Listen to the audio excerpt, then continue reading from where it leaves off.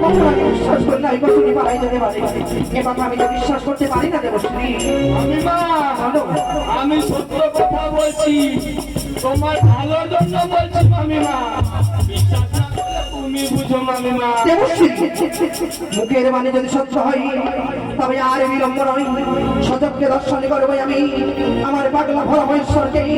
যদি সত্যি সত্যি ওই কচুনি পাওয়া যায়, উচিত শিক্ষা দেবো তাকে সাজাবো তাই আমি পয়লা আমার পরিত্যাগ করে দিও।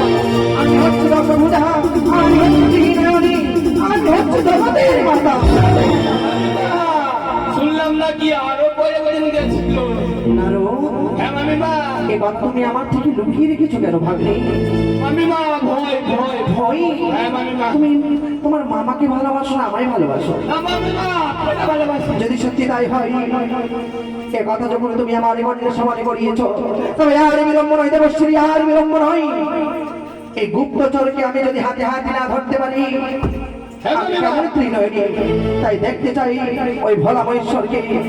আজ আমি ছলনার ভান করবো, দেখি তাকে আমি ধরতে পারি কিনা দেবশ্রী। সেটা তোমার ব্যাপার মামিমা। বেশ, তাই যদি হয় আর বিলম্ব নয়, অপেক্ষারে প্রথমে চেয়ে বসে রইব, দেখি সে কতক্ষণে ফিরে আসে আমার কাছে।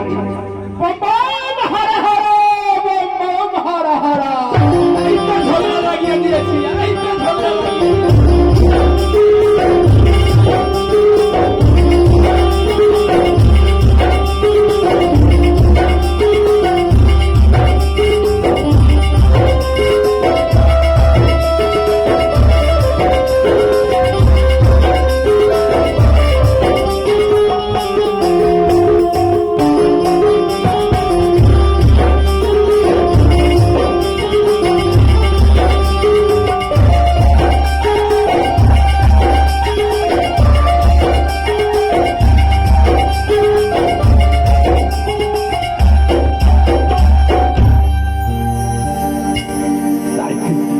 আর আমি বিলম্ব করবো না।